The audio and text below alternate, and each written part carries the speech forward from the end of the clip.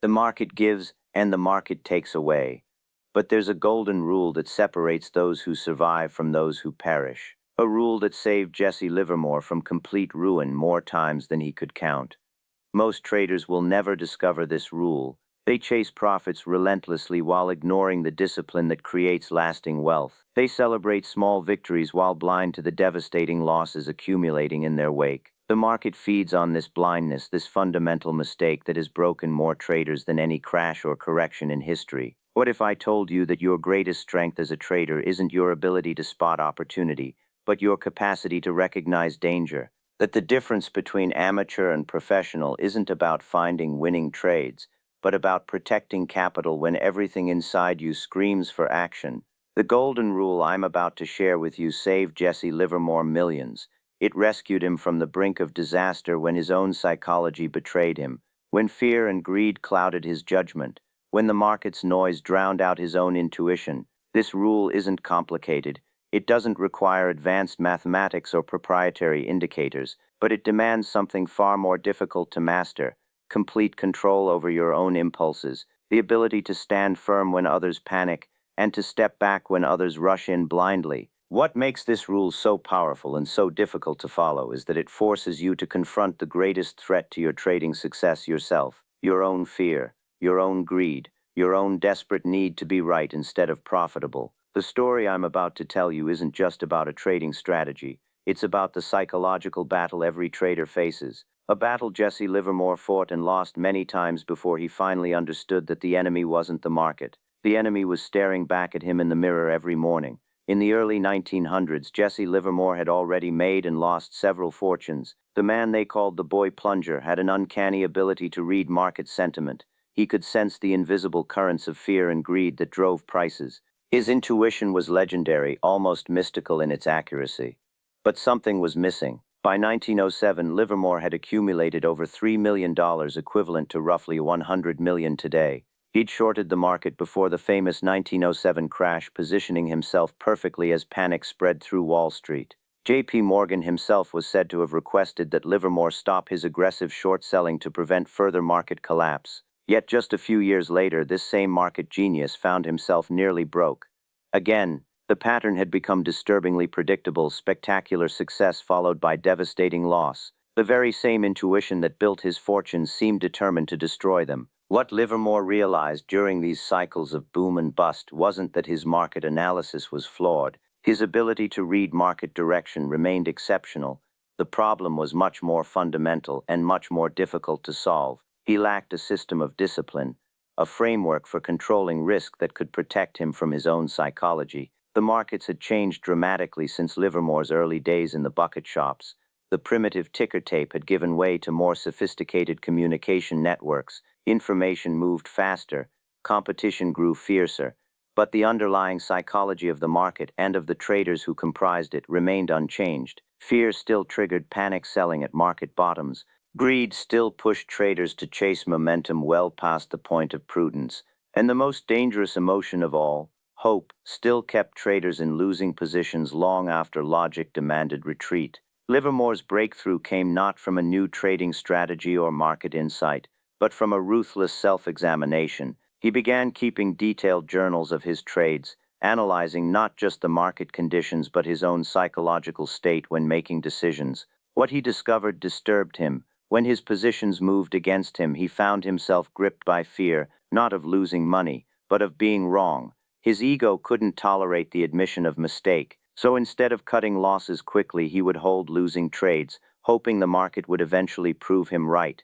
The result was catastrophic drawdowns that erased months of profitable trading in days or even hours. Conversely, when positions moved in his favor and irrational greed took over, he would take quick profits, afraid the market would snatch them away. The result was a portfolio of small wins and devastating losses, the exact opposite of what successful trading demands. The golden rule emerged from this painful self-awareness. It wasn't a complex formula or esoteric technique. It was a simple principle that addressed the psychological core of trading success, a principle so fundamental that it transformed Livermore's approach to the markets and saved him from the brink of ruin multiple times throughout his tumultuous career. What makes this rule so powerful is that it works regardless of market conditions, trading instruments, or time frames. It works because it accounts for the one constant in all market environments: human psychology. The golden rule that saved Jesse Livermore isn't what most traders expect.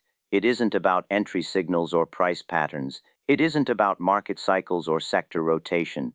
It's much simpler and far more powerful. Cut your losses quickly. Let your profits run.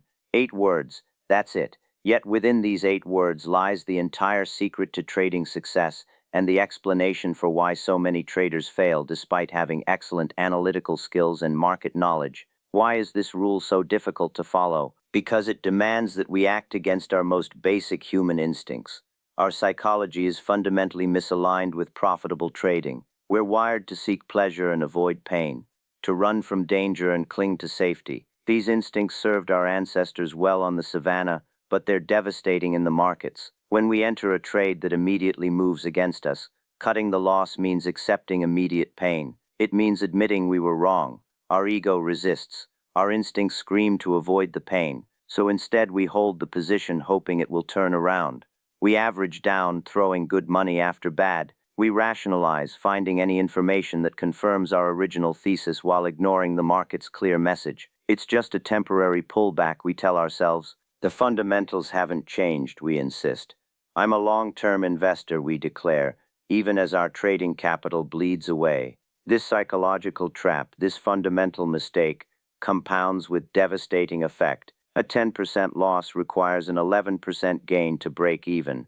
A 25% loss requires a 33% gain. A 50% loss requires a 100% gain.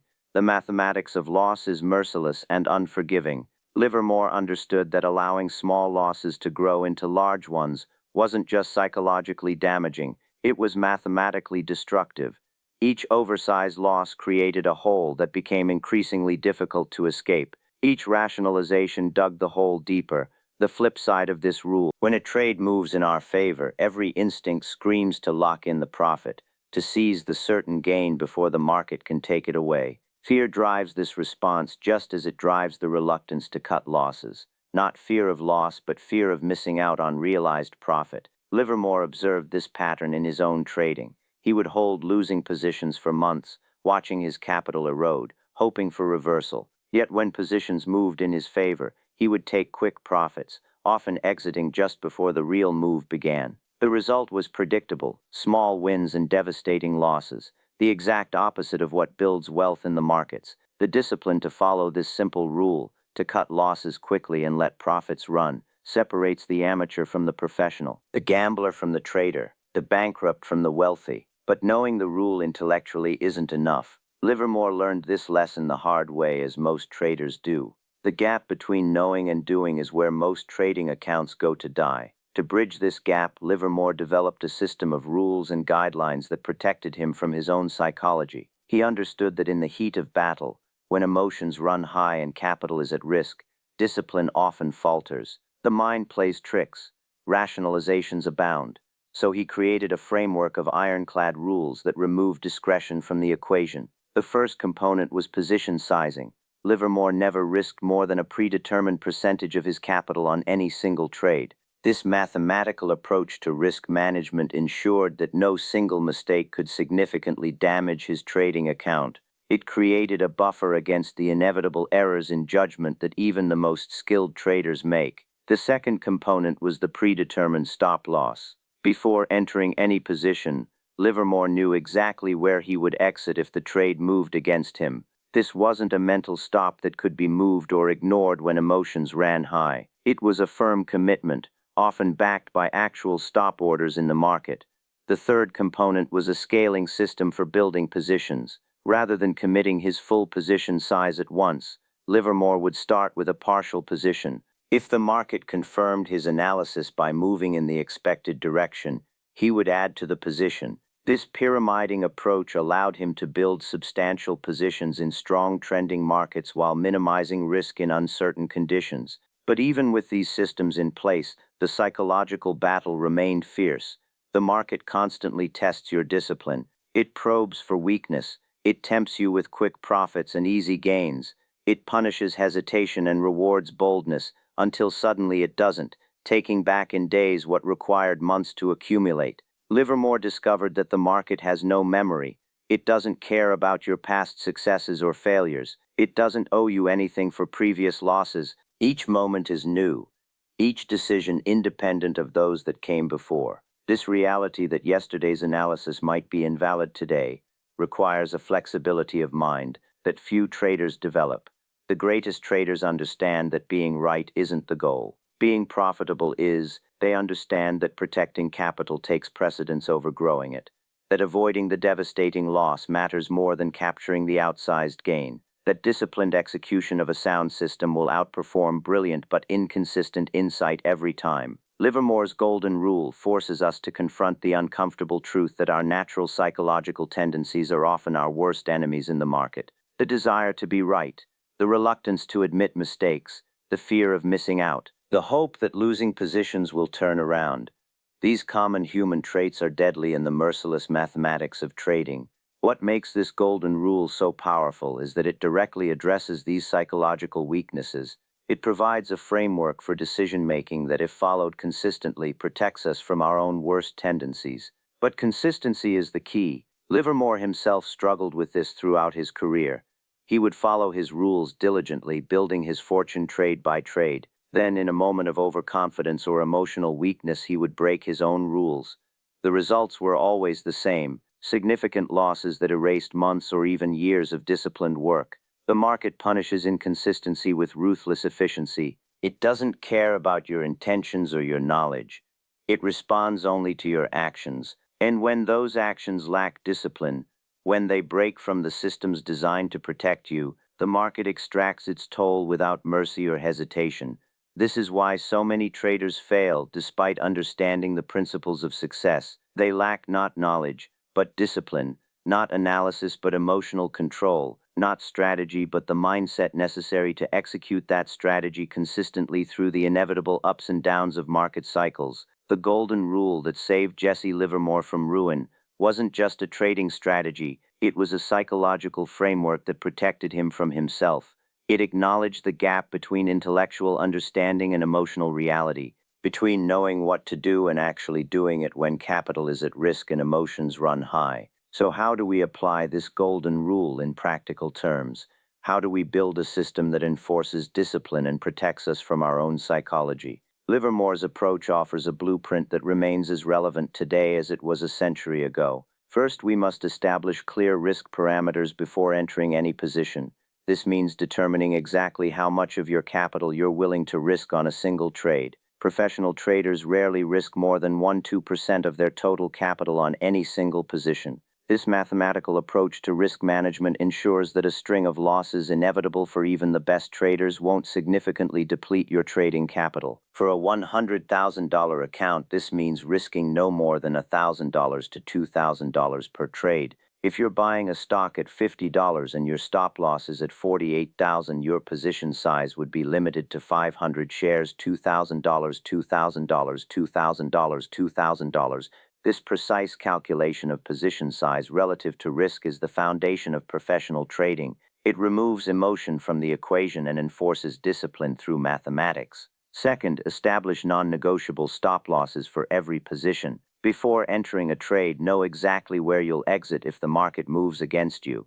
This stop loss should be based on technical levels that invalidate your trading thesis, not arbitrary dollar amounts or percentages. If a stock breaks below a key support level, the technical picture has changed, and no amount of hope will alter that reality. The key is that these stops must be absolutely non-negotiable.